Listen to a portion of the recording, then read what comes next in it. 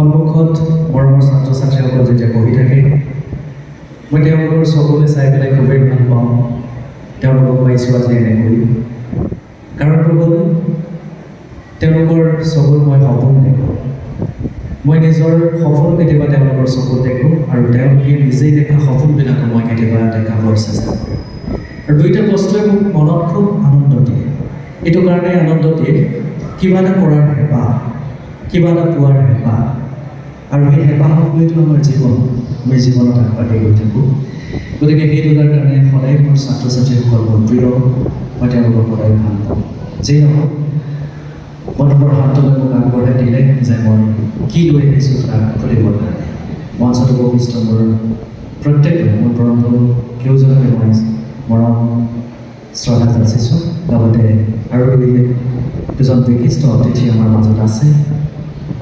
তেওঁলোকৰ লগত ভালকৈ মই পৰিচয় হ'বই নাপালোঁ তেওঁলোককো মই মৰম শ্ৰদ্ধা সেৱা জনাইছোঁ মোৰ সন্মুখত আছে শিক্ষক শিক্ষয়িত্ৰীসকল মই সঁচাকৈ কওঁ আপোনালোকক খুবেই শ্ৰদ্ধা কৰোঁ শ্ৰদ্ধা কৰোঁ এইকাৰণে আপোনালোকে যি পৰিশ্ৰম কৰি এটা অনুষ্ঠান গঢ় দি আছে সেই পৰিশ্ৰমক সদায় আমি স্বীকাৰ কৰোঁ আপোনালোকৰ অবিহনে মোৰ বন্ধু একো নহয় গতিকে আপোনালোকে একেলগতে যে এনেধৰণে সুন্দৰ অনুষ্ঠান এটা গঢ় দিছে সেইকাৰণে মই খুবেই শ্ৰদ্ধা কৰোঁ আৰু আপোনালোকে কষ্ট কৰিলে আপোনালোকে ইচ্ছা কৰিলে নহ'বলগীয়া একো কথা নাই এই যিখিনি ছাত্ৰ ছাত্ৰী আছে এই ছাত্ৰ ছাত্ৰীখিনিক লৈ পেলাই আমি বহু কিবা আনে কৰিব পৰা কাম এটা আমি কৰিব পাৰোঁ আৰু তাৰ প্ৰতিফল হয়তো মই অহা বছৰ পাব পাৰোঁ আমি সুধিব পাৰোঁ তাৰ কাৰণে আমি সকলোৱে মন কৰিব লাগিব মন বান্ধিব লাগিব আৰু সেয়া মই আশা কৰিছোঁ যে নহওক এইখন মহাবিদ্যালয় মোৰ আপোন যেন লাগে সদায় আমি সদায় খা খবৰ পাই থাকোঁ নতুন ছাত্ৰ ছাত্ৰী কিমান আহিছে ছাত্ৰ ছাত্ৰীসকলে কেনেকৈ পঢ়িছে ইভেন মই যোৱা পৰহি শান্তনুৰ লগত কথা পাতোঁতে মই কৈছোঁ যে সভাখন বেছি দীঘলীয়া হ'ব নালাগে কাৰণ ছাত্ৰ ছাত্ৰীসকলৰ আজিৰ দিনটো তেওঁলোকৰ খুব উৎসাহৰ দিন আজিৰ দিনটো তেওঁলোকক আনন্দ কৰিবৰ কাৰণে অকণমান সময় মুকলি কৰি দিব লাগে সিমানখিনিলৈকে আমি কথা পাতোঁ যে নহওক আজি সন্মুখত বহি থকা নৱাগতসকলক মই আন্তৰিকভাৱে মই তেওঁলোকক আদৰণি জনাইছোঁ তেওঁলোকক শুভেচ্ছা জনাইছোঁ আৰু তেওঁলোকে যি স্থানত আহি পাইছেহি মোৰ আত্মবিশ্বাস মই অকল বিশ্বাস বুলি নকৈছোঁ মই আত্মবিশ্বাসেৰে কৈছোঁ যে এই অনুষ্ঠানটোত তেওঁলোকে আহিছে তেওঁলোকে ভাল ঠাইলৈকে আহিছে কাৰণ এই অনুষ্ঠানটোত সকলোৱে দেহে কেহে তেওঁলোকৰ জীৱন গঢ়িবৰ কাৰণে চেষ্টা কৰে মই যদি আজি 90% পাই আহোঁ হাই ছেকেণ্ডেৰীত প্ৰায় 95% পাবৰ কাৰণে মোৰ বৰ দিগদাৰ নহ'ব মোক কোনেও বেছি কষ্ট কৰিব নালাগে কিন্তু মই যদি আজি 60% পাই আহোঁ কিন্তু মোক যদি কোনোবাই চেষ্টা কৰি 90% পোৱাই দিব পাৰে সেইটো কিন্তু একদম লেখত ল'বলগীয়া কথা গতিকে মই ক'ব খুজিছোঁ যে ইয়াত ঘৰুৱাভাৱে সকলোৱে চেষ্টা কৰি সমূহীয়াভাৱে ইয়াৰ পৰা আমি এজন এজন ভাল মানুহ হিচাপে বা এটা ভাল ৰিজাল্ট কৰি পেলাই আমি আগবাঢ়ি যাব পাৰোঁ নৱাগতসকল আহিছে গতিকে তেওঁলোকে আজি নতুনকৈ আৰম্ভণি কৰিছে তেওঁলোকৰ এই যিটো শৈক্ষিক জগত নতুনকৈ আৰম্ভণি কৰিছে নতুনবিলাক সদায় ভাল লাগে নতুনৰ কথাই বঢ়িয়া আৰম্ভণি আমাৰ ভাল হ'ব লাগে গতিকে শেষলৈ আমাৰ ভাল হ'ব এই যে আমি নতুন আৰম্ভণি কৰোঁ আজি তোমালোকে ষ্টাৰ্ট কৰিছা যদি তোমালোকে তোমালোকৰ জন্মৰ সময়টোলৈ গুচি যোৱা এই পৃথিৱীত উপজাৰ পিছত তোমালোকে আহি আজি ইয়াত পাইছা কাইলৈ ক'ৰবাত যাবা তেনেকৈ গৈ পেলাই আমি আচলতে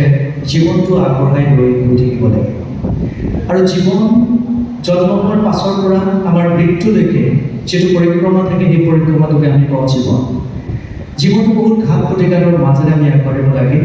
আৰু জীৱনৰ ঘাত প্ৰতিঘাতবিলাকতে থাকে ৰং ৰহস্য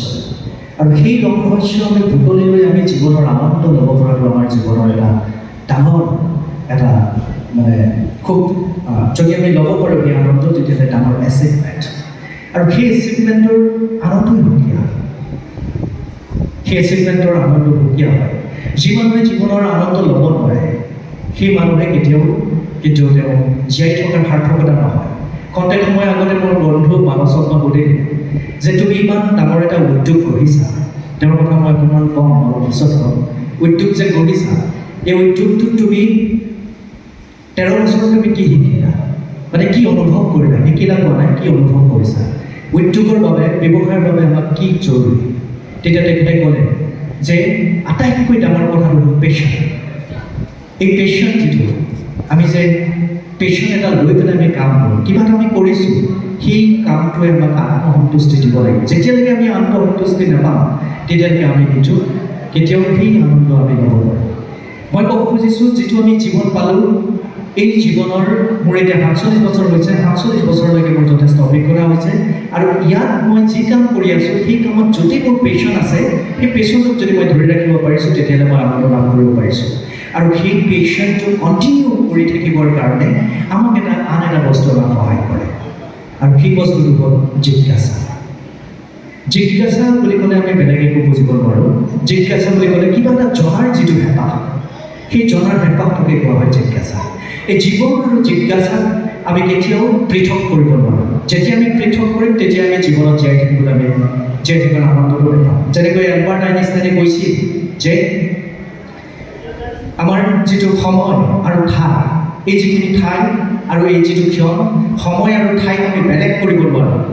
সেইটো এটা ছিংগল কণ্টেইনাৰ এটা ফ'ৰ্থ কোঅৰ্ডিনেট তো গতিকে ফ'ৰ্থ ডাইমেনশ্যন বুলি কোৱা হয় তো সেইটোক আমি একমাত্ৰে কৰিব নোৱাৰোঁ ঠিক তেনেকৈ জীৱন আৰু জিজ্ঞাসাক আমি নোৱাৰোঁ এই জীৱন আৰু জিজ্ঞাসাৰ লগত এলবাৰ্ট আইনষ্টাইনে আৰু এটা বিৰাট ডাঙৰ কথা কৈ গৈছিল যিটো কথাই মোৰ জীৱনত সাংঘাতিক ধৰণে প্ৰভাৱ পেলায় তেওঁ কৈছিল অতীতৰ পৰা শিক্ষা লোৱা বৰ্তমানৰ বাবে জীয়াই থকা ভৱিষ্যতৰ পৰা আশা কৰা কিন্তু জীৱনত কেতিয়াও জিজ্ঞাসাক এৰি নিদিবা অতীতৰ পৰা তুমি শিক্ষা ল'বলৈ কৈছে আমাক বৰ্তমানৰ বাবে জীয়াই থাকিবলৈ কৈছে আৰু ভৱিষ্যতৰ পৰা আশা কৰিব কৈছে কিন্তু জীৱনত কেতিয়াও তুমি জিজ্ঞাসাক এৰি নিদিবা আৰু সেই মোৰ জিজ্ঞাসাক লৈ পেলাই মই অলপ আগতে মানসক আৰু এটা প্ৰশ্ন কৰিছিলোঁ পুনে আহি পোৱাৰ পাছত বোলো তুমি কেনেকৈ মেইনটেইন কৰা তেতিয়া তেওঁ ক'লে মোক যে অফিচৰ কাম মোৰ অফিচত ঘৰৰ কাম মোৰ ঘৰত মই গেটখন পাৰ হোৱাৰ পাছত অফিচত কেতিয়াও ঘৰৰ কথা চিন্তা নকৰোঁ আৰু ঘৰলৈ সোমোৱাৰ পাছত অফিচৰ কথা কেতিয়াও মই চিন্তা নকৰোঁ সাংঘাতিক প্ৰফেশ্যনেল এটা কথা ক'লে আৰু এই যে মই প্ৰশ্নটো তেওঁক সুধিলোঁ এইটো হ'ল জিজ্ঞাসা মই জীৱনত দুজন মানুহ লগ পাইছোঁ যি দুজন মানুহে মোক এনেকৈ উত্তৰটো দিব পাৰে এজন আছিল ভাস্কৰ শৰ্মা তেওঁ পাব্লিক হেল্থৰ ইঞ্জিনিয়াৰ এক্সিকিউটিভ ইঞ্জিনিয়াৰ আৰু ২ নম্বৰ হ'ল মানস তেওঁলোকে মোৰ মনত যিটো জিজ্ঞাসা আছে সেইটো তেওঁলোকে এই কথাষাৰ ক'লে যে নহওক এনেধৰণৰ কথাবিলাক বা এনেধৰণৰ জিজ্ঞাসা পৰিপূৰ্ণ কৰি পেলাই আমি জীৱনটো আগবঢ়াই লৈ গৈ থাকোঁ কিন্তু জীৱনত সাংঘাতিক ধৰণৰ কেতিয়াবা ঘটনা আহে যেনেকৈ মোৰ জীৱনত এটা ডাঙৰ ঘটনা আহিছিল আৰু সেই ঘটনাটোৰ পাছত মই নিজক অলপ বেলেগ ধৰণে দেখিলোঁ মই অনুৰোধ কৰিম ছাত্ৰ ছাত্ৰীসকলক মোৰ কথাকেইটা অকণমান মন দি শুনিবা এইকাৰণে শুনিবা মই শেষলৈ আচলতে কি ক'ব খুজিছোঁ মই তোমালোকক ক'ম কিন্তু আমি বৰ দুৰ্ভগীয়া আমাৰ সময়ত এনেধৰণে বৰ বিশেষ কিবা কিবি আমি পাইছোঁ বুলি মনে নধৰে এইটোৰ কাৰণে যেতিয়া বিদ্যালয়ত পঢ়ি আছিলোঁ তেতিয়া মাত্ৰ এজন যাদুকৰ দেখিছিলোঁ যাদুকৰজনে মুখেদি কণী এটা খাই পিছফালে উলিয়াই দিছিল আৰু সেইটো দৃশ্য এতিয়ালৈকে মনত আছে আৰু এজন জুনিয়ৰ ইঞ্জিনিয়াৰ দেখিছিলোঁ যিজনে মানসৰ নিচিনা বগা চাৰ্ট এটা পিন্ধি আহিছিলে আৰু তেওঁ অইলৰ ইঞ্জিনিয়াৰ আছিলে তেওঁ চোলা পেণ্ট আৰু জোতালৈকে মোৰ এতিয়া মনত আছে ৪৭ বছৰলৈকে কিন্তু সেই দুজন মানুহে মোৰ জীৱনত সাংঘাতিক ধৰণে প্ৰভাৱ পেলাইছিল যেনেকৈ তেওঁলোকে মোক প্ৰভাৱ পেলাইছিল ঠিক তেনেকৈ মোৰ এটা ডাঙৰ ঘটনাই সাংঘাতিক প্ৰভাৱ পেলাইছিল সেই ঘটনাটো হ'ল ২০০৬ চনত মোৰ সাংঘাতিক এক্সিডেণ্ট হৈছিল আৰু সোঁ ভৰিখনত মোৰ এতিয়াও ষ্টিল আছে সোঁ ভৰিখন ৪ টুকুৰা হৈছিল কিন্তু এই এক্সিডেণ্টটো মোৰ জীৱনৰ এটা টাৰ্ণিং পইণ্ট তোমালোকক মই কি ক'ম এই এক্সিডেণ্টটোৱে মোৰ জীৱনটো ৩টা ভাগত ভাগ কৰিছে এতিয়ালৈকে প্ৰথমটো হ'ল মোৰ ল'ৰাকাল দ্বিতীয়টো হ'ল মোৰ এক্সিডেণ্ট হোৱাৰ আগৰ জীৱনকাল তৃতীয়টো হ'ল মোৰ এক্সিডেণ্ট হোৱাৰ পিছৰ জীৱনকাল তাৰ কাৰণ আছে টাৰ্ণিং পইণ্ট এইটো কাৰণে টাৰ্ণিং পইণ্ট তাৰ পৰা মই বহুত শিকিলোঁ মোৰ যেতিয়া এক্সিডেণ্ট হৈছিল তোমালোকে ভাবিব নোৱাৰা এক্সিডেণ্ট হ'লে মই সাংঘাতিকভাৱে মানসিক চাপত আছিলোঁ কি কৰিম কি নকৰিম কেনেকৈ আগবাঢ়িম চাকৰি এটা নাই একো নাই অকল সংগীত কৰি ফুৰোঁ ক'ৰবাত কিবা কৰোঁ গৱেষণা কৰিছোঁ তাৰ ফল ওলাই তেনেকৈ কৰি যাওঁতে দিনত মটৰচাইকেলত আহি থাকোঁতে চেণ্টাৰ এখনে মোক খুন্দা মাৰিলে খুন্দা মৰাৰ পিছত মই এবছৰ বেড ৰেষ্ট থাকোঁতে মোক এগৰাকী টিচাৰ আছে তেওঁ ডক্টৰ ৰত্না দত্ত তেখেতে মোক বহু কিতাপ মোৰ ঘৰলৈ পঠিয়াইছিল আৰু মোক সদায় এঘণ্টাতে মোক ফোন কৰিছিল ফোন কৰি মোক বিখ্যাত লোকসকলৰ কথা কৈছিল আৰু সেই কথাবিলাক শুনাৰ পিছত মই নিজে ৰিয়েলাইজ কৰিলোঁ মোৰ আচলতে কি হৈছিল মই তেতিয়া বুজি পাইছিলোঁ যে মই মানসিক হেঁচাত আছিলোঁ আৰু সেই হেঁচাটোৰ পৰা যদি মই মুক্ত হ'ব নোৱাৰোঁ তেতিয়াহ'লে কিন্তু মই জীয়াই থাকিবই নোৱাৰিম। কাৰণ কেলৈ মোৰ এক্সিডেণ্ট হোৱাৰ আগতে কেতিয়াবা মোৰ মনলৈ মৃত্যুৰ কথাও আহিছিলে, মই জীয়াই থাকি লাভ নাই। কিন্তু এক্সিডেণ্ট হোৱাৰ পাছত মই সাংঘাতিকভাৱে তিনিটা কথা ডিস্কভাৰ কৰিলোঁ। প্ৰথম কথাটো ডিস্কভাৰ কৰিলোঁ যে মোৰ গুৰুত্ব আছে, মোক মানুহে ভাল পায়। যিটো ভাৱ মই আগতে পাইছিলোঁ যে মোক কোনেও ভাল নাপায়, মোৰ কোনো গুৰুত্ব নাই, সেইটো এটা প্ৰথম কথা মই ডিস্কভাৰ কৰিলোঁ মোৰ এক্সিডেণ্টৰ পৰা। দ্বিতীয়টো কথা মই ডিস্কভাৰ কৰিলোঁ যে ষ্ট্ৰেছ ইজ ডেঞ্জাৰাছ। যিটো মানসিক চাপ, সেই মানসিক চাপটো সাংঘাতিক ডেঞ্জাৰাছ, আমি একো কৰিব নোৱাৰিম তাত। তো গতিকে মানসিক চাপৰ পৰা ওলাবলৈ চেষ্টা কৰিবই লাগিব। মানসিক চাপটো এইটো কাৰণে ডেঞ্জাৰাছ, আমি ক'ব নোৱাৰোঁ আমাৰ মগজুত কৰ্টিচল হৰমন উৎপন্ন হয়, আৰু কৰ্টিচল হৰমনটো আমাৰ মানসিক হেঁচা, সাংঘাতিক হেঁচা দিয়ে, আৰু আমি একো কৰিব নোৱাৰা অৱস্থা হয়, আমাৰ মৃত্যু ভাৱ আহে, চিজোফ্ৰেনিয়ালৈ আমি গুচি যাওঁ। গতিকে সেই যিটো ষ্ট্ৰেছটোক আমি সাংঘাতিক ধৰণে নাইকিয়া কৰিব লাগিব। আৰু সেই উত্তৰটোকে মোক মানসে ক'লে যে মই গেটখন পাৰ হোৱাৰ পাছত মই কেতিয়াও অফিচৰ কথা চিন্তা নকৰোঁ, কাৰণ মই ঘৰুৱা ষ্ট্ৰেছটো মই ল'ব নিবিচাৰোঁ, আৰু অফিচৰ ষ্ট্ৰেছ মই ঘৰলৈ আনিব নিবিচাৰোঁ। কাৰণ he like to feel free, যিটোৱেদি তেওঁক কৰ্ম প্ৰেৰণা যোগান ধৰে, যিটোৱেদি তেওঁ পেশ্যনটো ফুলফিল কৰিবলৈ সহায় কৰে। তো সেই দুটা কথা মই তাত বিচাৰি পালোঁ। তৃতীয়টো মই এটা কথা, ডাঙৰ কথা এটা বিবেচনা কৰিবলৈ, সেইটো হ'ল অনিশ্চয়তা, আনচাৰ্টেইন, টোটেলি আনচাৰ্টেইন। এই মুহূৰ্তত মই কথা কৈ আছোঁ, খন্তেক সময়ৰ পাছত যে মই ইয়াতে ওজত খাই যে মৰি নাযাম, তোমালোকে কোনো চাৰ্টেইনলি ক'ব নোৱাৰে যে ছাৰ অলপ পিছত মৃত্যু নহ'ব। It is called the uncertainty principle of given by Heisenberg. Heisenberg বুলি এজন ডাঙৰ পদাৰ্থবিদ আছিল, তেওঁ কৈছে যে আমি দুটা বস্তু একে সময়তে কেতিয়াও পাব নোৱাৰোঁ, গতিকে ইট ইজ টোটেলি আনচাৰ্টেইন। গতিকে মই ক'লোঁ যে এই যদি আনচাৰ্টেইন হয়, তেতিয়াহ'লেতো মই নিজেই নিজক চেষ্টা কৰিব লাগিব কৰিবলৈ। আৰু সেই দিন ধৰি মই কেতিয়াও মোৰ ভাগ্যক বিশ্বাস কৰা নাই, আৰু সেই দিন ধৰি মই নিজকে নিজৰ ভাল লগা ধৰণে ভাল কাম কৰিবলৈ অনুপ্ৰাণিত হৈ পেলাই মই আগবাঢ়ি আহিছোঁ, নিজকে এক্সপেৰিমেণ্ট কৰি গৈ আছোঁ। আৰু আজিৰ ডেটলৈকে মোৰ 2006 হৈছিল এক্সিডেণ্ট, আৰু আজিৰ ডেটলৈকে মোৰ বিশেষ তেনেধৰণৰ অসুবিধা হোৱা নাই, যিটো ধৰণে মই নিজকে পৰিচালিত কৰি গৈ আছোঁ। এতিয়া এই দুটা ক্ষেত্ৰত মোৰ ভাৱ এটা হৈছে যে মই যিটো জীৱন কঢ়িয়াই লৈ আহিছোঁ, তাত মোক সহায় কৰিছে মোৰ জিজ্ঞাসাই। প্ৰতিটো মুহূৰ্তত মোৰ জানিবলৈ মন যায়, আৰু প্ৰতিটো মুহূৰ্তত মই সেই কথাবিলাক এনালাইচিছ কৰি ভাল পাওঁ, আৰু সেইখিনি মই জীৱনৰ লগত প্ৰয়োগ কৰি থাকোঁ। আমি বহুতে কথা পাতোঁ যে আমাক কিবা কিবি কৰিবলৈ বহুত কিবা কিবি লাগিব, আচলতে আমাক বহুত কিবা কিবি নালাগে। কাৰণ মই যিবিলাক সফল মানুহ লগ পাইছোঁ, সেই সফল মানুহবিলাকক মই দেখিছোঁ যে তেওঁলোকে আমি কৰা কামবিলাকেই কৰে, কিন্তু তেওঁলোকে কামবিলাক অলপ বেলেগ ধৰণেৰে কৰে। তেওঁলোকে কামবিলাক আমাৰ ধৰণেৰে নকৰে, অলপ বেলেগ ধৰণেৰে কৰে। প্ৰত্যেকেই অলপ বেলেগ ধৰণে কামবিলাক কৰে।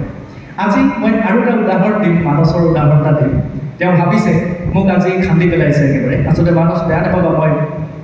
কথাৰ প্ৰসংগতে কৈছোঁ। যেতিয়া আমি মাষ্টাৰ ডিগ্ৰী কৰি আছিলোঁ, তেতিয়া মই তেখেতৰ ক্ষেত্ৰত এটা কথা লক্ষ্য কৰিছিলোঁ যে তেওঁ সকলোৰে লগত ভালে থাকে, সকলোৰে লগত। দ্বিতীয় এটা মই লক্ষ্য কৰিছিলোঁ, তেওঁৰ পৰিকল্পনা পক্ষে আনক নজনায়। যেতিয়া মাষ্টাৰ ডিগ্ৰী পাছ কৰিলোঁ, তেওঁ দেলহিলৈ গুচি গৈছে। দেলহিলৈ যাওঁতে মই সুধোতে তেওঁ মোক যিটো উত্তৰ দিছিল, সেইটো উত্তৰ কিন্তু সত্য নাছিল বুলি মোৰ এটা ভিতৰত ভাৱ হয়। তেওঁ তেতিয়াই ব্যৱসায়িক দিশৰ অভিজ্ঞতা লাভৰ কাৰণে তেওঁ তেতিয়াই এটা বিশেষ প্ৰশিক্ষণৰ বাবে গৈছিল। মই 99% শুদ্ধ, পিছৰ পৰা গম পাইছোঁ। আৰু সেই প্ৰশিক্ষণটো তেওঁ পৰিকল্পনাৰ এটা ফচল আছে, আৰু সেই প্ৰশিক্ষণটো লৈ অহাৰ পাছত তেওঁ আহি যিখিনি কাম কৰিলে, আৰু আজিৰ ডেটলৈকে যিখিনি কৰিলে, আমি তেওঁক আমাৰ বন্ধু হিচাপে, বন্ধুৰ উদ্যোগপতি হিচাপে আমি সাংঘাতিক ধৰণেৰে আমি তেওঁক লৈ গৌৰৱ কৰোঁ। এইটোৰ কাৰণে ক'লোঁ, মই চাব খুজিছোঁ যে আমাৰ অসমত এজন মুকেশ আম্বানীৰ দৰে এজন সাংঘাতিক ধৰণৰ উদ্যোগপতি ওলাব লাগে, আৰু সেই উদ্যোগপতিৰ ক্ষেত্ৰত তেওঁৰ পাৰ্চনেলিটিটো আমি দেখিম, আৰু সেইটো মই বিশ্বাস কৰিম। ঠিক তেনেকৈ মোৰ যি বন্ধু শান্তনু, ঠিক তেনেকৈ মোৰ বন্ধু ধ্ৰুৱ বৰগোহাঁই, তেওঁলোকৰ ক্ষেত্ৰত যি কৰিছে, এই এডুকেশ্যনেল ইনষ্টিটিউশ্যন যে আগবঢ়াই লৈ গৈছে, তেওঁলোকে তেওঁলোকৰ ধৰণেৰে অলপ বেলেগ ধৰণে তেওঁলোকে আগবঢ়াই লৈ গৈছে, আৰু আমি দেখিব খুজিম যে তেওঁলোকে সাংঘাতিক ধৰণে এটা সমাজত সাংঘাতিক প্ৰভাৱ পেলাব পৰা এডুকেশ্যনেল ইনষ্টিটিউশ্যন গঢ়ি নিব আৰু সফল হ'ব। কাৰণ মই এটা অনুষ্ঠান পৰিচালিত কৰোঁ, সেইটো গভৰ্ণমেণ্টে পাতি দিছে, মই জাষ্ট পৰিচালনা কৰিছোঁ, কিন্তু এই অনুষ্ঠান গঢ় দিছে তেওঁলোকে। গতিকে সেইকাৰণে মই ক'ব খুজিছোঁ, সফল মানুহবিলাকে কামবিলাক অলপ বেলেগ ধৰণে কৰে। এতিয়া সেই কথাবিলাক যেতিয়া মোৰ অভিজ্ঞতালৈ আহে, আহোঁতে বিভিন্ন দৰ্শনৰ দ্বাৰা মনটো ভাৰাক্ৰান্ত কৰি পেলাই আৰু সেই দৰ্শনৰ পৰা নিজক পৰিচালিত কৰিব পৰা মই তিনিটা বিশেষ পুৰা আইডিয়লজিক লৈ পেলাই মই বৰ্তমান চলি আছোঁ। সেই আইডিয়লজিক কেইটা তোমালোকক মই গৈ পেলাই মই বক্তব্য শেষ কৰিম। তিনিটা আইডিয়লজি মানে এটা প্ৰিন্সিপলছ বুলি ক'ব পৰা, এইটো মোৰ নিজা ভাৱ আদৰ্শ। এই ভাৱ আদৰ্শ অহাৰ কাৰণে মোক অৰিহণা যোগালে দুজন বিশেষ আদৰ্শ ব্যক্তি। এজন ব্যক্তি হ'ল আব্ৰাহাম লিংকন, তোমালোকে চিনি পোৱা। তেওঁ 16 নম্বৰ প্ৰেচিডেণ্ট আছিল আমেৰিকাৰ আৰু তেওঁ 1861 পৰা 1864 চনলৈকে প্ৰেচিডেণ্ট হৈছিল। তেওঁ এষাৰ কথা কৈছিল, বৰ সাংঘাতিক কথা, তোমালোকে ভাবি চাবা পিছত। তেওঁ কৈছিল, if you want to predict your future is to create it. If you want to predict your future, then you have to create it. Means is to create it. Nobody can create your future unless and until you are trying. তুমি যেতিয়ালৈকে চেষ্টা নকৰা তোমাৰ ভৱিষ্যত কোনেও গঢ় দিব নোৱাৰে। এইটো কথা আব্ৰাহাম লিংকনে কৈছিল আৰু সেই কথাটো মই 100% মানিব। সেইটোৱেদি মোৰ জীৱনটো পৰিচালিত কৰাৰ চেষ্টা কৰোঁ। দ্বিতীয়টা কথা আছিল মোৰ দেউতাই কৈছিল। সেই দেউতাৰ কথাটো আছিল যে জীৱনত খাবলৈ নেপালেও পিন্ধিবলৈ নেপালেও তুমি চোৰ ডকাইত আৰু মৰা মাৰি নাখাবা। এই তিনিটা শব্দ মই জীৱনৰ লগত লগাই ৰাখিছোঁ, মৰা মাৰি নাখাবা। আৰু তাৰ কাৰণে মোক সকলো কামৰ দুৰ্নীতিৰ পৰা মোক বচাই ৰাখে। মই কেতিয়াও দুৰ্নীতি কৰিবলৈ মন মেলিব নোৱাৰোঁ এই তিনিটা শব্দৰ কাৰণে, মৰা মাৰি নাখাবা। যিহেতু এই দুজন মানুহে নি পেলাই মোৰ আজি ইমানখিনি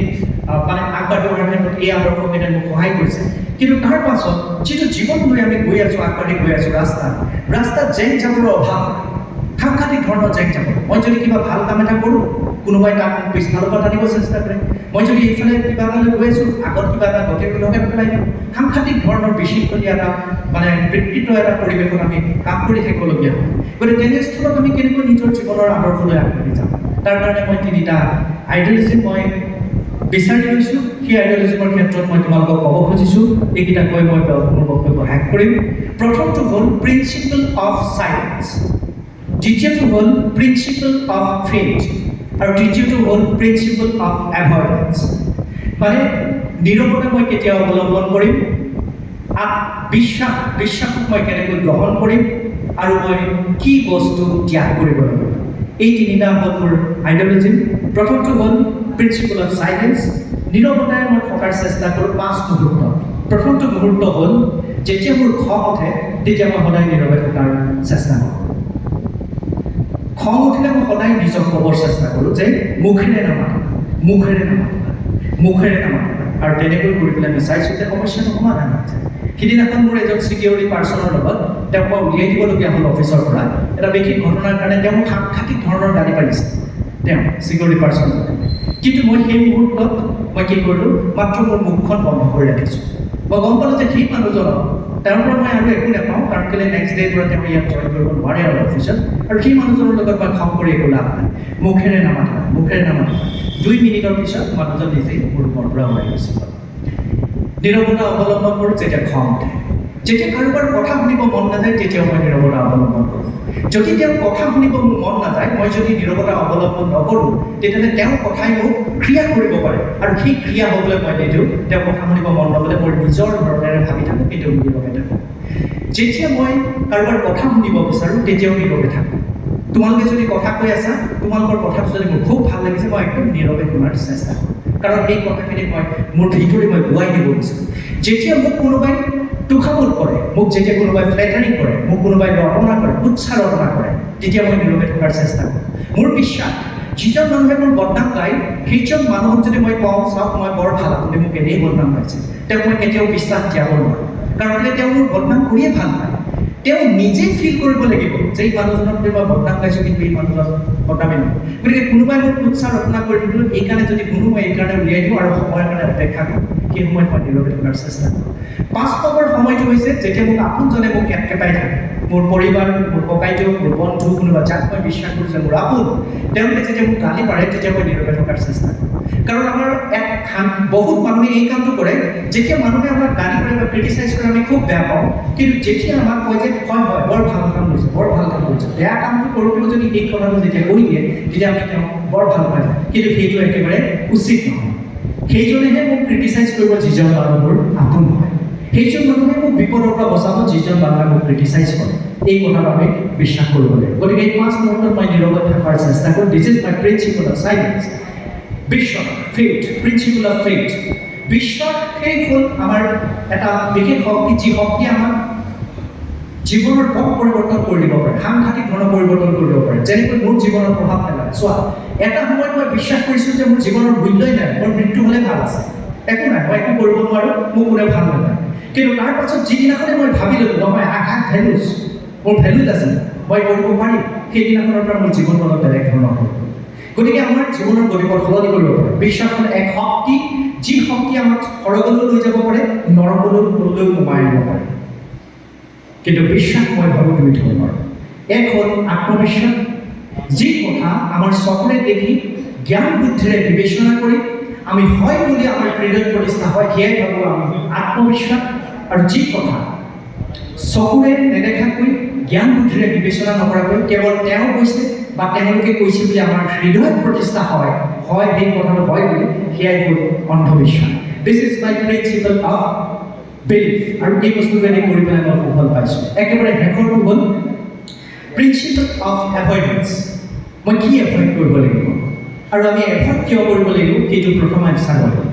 আমি এটা ৰাস্তাত গৈ আছোঁ ইয়াৰ পৰা আমি সুখিলে পাব লাগে এই ৰাস্তাটোত আমি গৈ থাকোঁতে যাবৰো আছে আৰু বহু কিবাকিবি আছে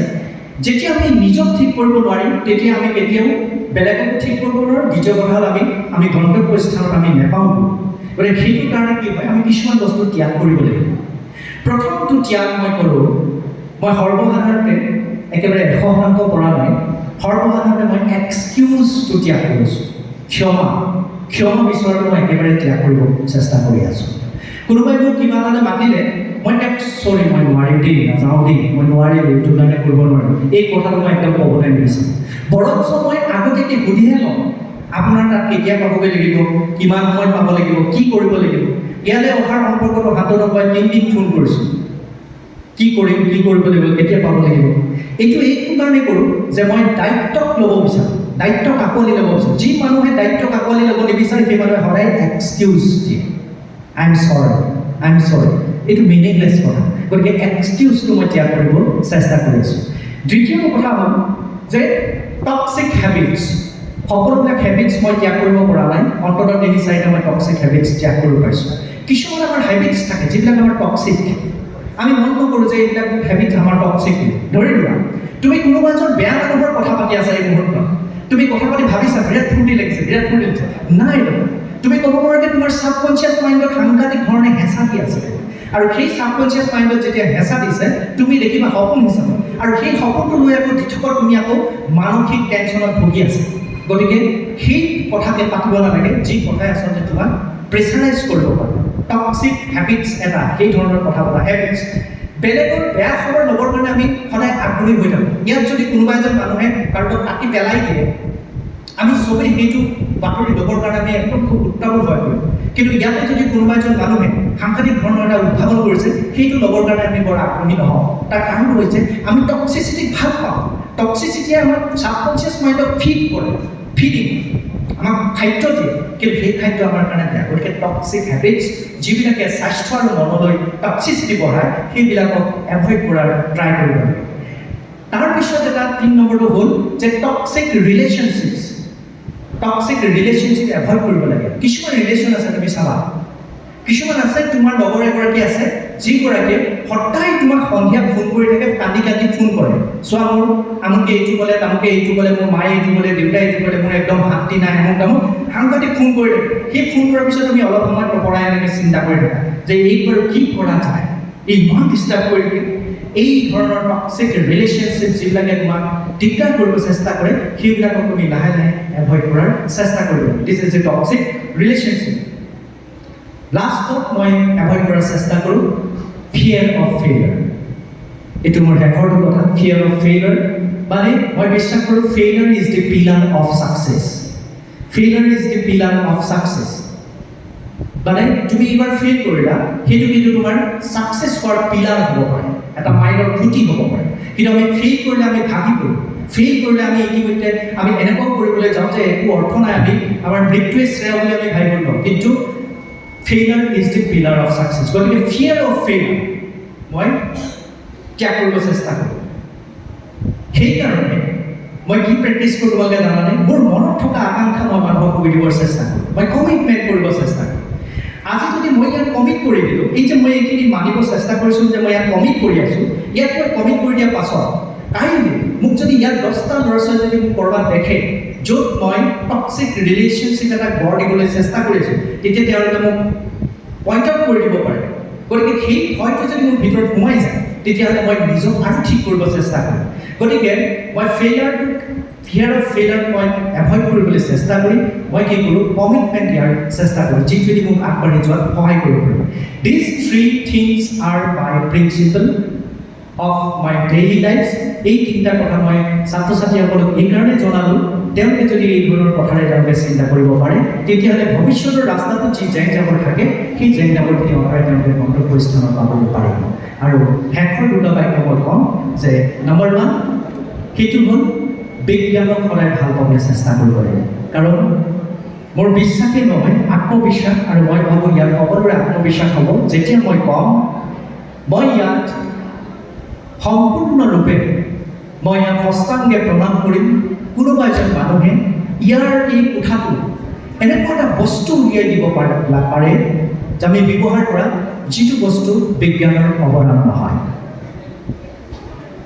এটা ছিংগল বস্তু মই হস্তাংগে প্ৰণাম কৰিম এটা ছিংগল বস্তু বিজ্ঞানৰ অৱদান নহয় কিন্তু দুখৰ কথা হ'ল সেই বিজ্ঞানকে আমি কেতিয়াও ক্ৰেডিট নিদিওঁ আমি ক্ৰেডিট দিওঁ বেলেগক যিটোৱেদি আমাৰ যিটো জিজ্ঞাসাক আমাক পূৰ্ণতা পোৱাত আমাক যথেষ্ট অসুবিধা অনুভৱ কৰে আৰু সেই জিজ্ঞাসাৰ পূৰ্ণতা নহ'লেই আমি জীৱনৰ জীয়াই থকাৰ আনন্দটো আমি ল'ব নোৱাৰিম উদাহৰণ হিচাপে মই আজি কথাখিনি কৈ আছোঁ ছাত্ৰ ছাত্ৰীসকলে শুনি আছে কিন্তু যেতিয়ালৈকে তেওঁলোকে মনত এইটো ভাৱ নোলায় যে এই কথাখিনি আমিনো আমাৰ কামৰ পৰ্দাত কেনেকৈ কৰিলেহি তেতিয়ালৈকে তেওঁলোকে তাৰ আচল কথাটো গম নাপায় যে ইয়াত থকা বায়ুখিনিয়ে আমাক মোৰ শব্দ তৰংগটো দি পেলাই তেওঁলোকৰ কাণত পেলায় তাৰপিছত যদি তেওঁলোকে প্ৰশ্ন কৰে যে বায়ুখিনি কোনে সৃষ্টি কৰিলে তেতিয়াহ'লে আমি ক'ব লাগিব যে প্ৰকৃতি প্ৰদত্ত আৰু সেই প্ৰকৃতি প্ৰদত্ত বস্তুবিলাকতে আচলতে বিজ্ঞান সোমাই থাকে সুন্দৰ সত্য হিচাপে আৰু সেই সত্যবিলাকে বিজ্ঞানীসকলে আৱিষ্কাৰ কৰে বিজ্ঞানৰ কোনো সৃষ্টি নকৰি প্ৰকৃতিৰ সৃষ্টি কৰে গতিকে বিজ্ঞানময়ী জীৱনত যদি সামৰি লোৱা যায় তেতিয়াহ'লে মই ভাবোঁ যে সঠিকভাৱে আমি জীৱন আৰু জিজ্ঞাসাক পূৰ্ণতা দিব পাৰিম যে নহওক কথাখিনি মই অলপ আওপকীয়াকৈ ক'লোঁ মই সকলোকে পুনৰ শ্ৰদ্ধা জ্ঞাপন কৰি মই এষাৰ কথা ক'ব খুজিছোঁ আজি আমি যিকেইজন বন্ধুৱে আগবঢ় খাইছোঁ ভালকৈ যিখনে আগবঢ়াই লৈ গৈছে এই মহাবিদ্যালয়খন আৰু সুখ্যাতিৰে আগবাঢ়ি যাওক আৰু সেইখিনি ক্ষেত্ৰত আমি সকলোৱে যিমানখিনি পাৰোঁ অৱদান আগবঢ়াই যোৱাৰ চেষ্টা কৰিম এইখিনিকে কৈ মই মোৰ বক্তব্য সামৰণি মাৰিম মোৰ মঞ্চত বহি থকা কৌৰাম্ব বৰগোহাঁই মানস জিজ্ঞাৰ পৰা আদি কৰি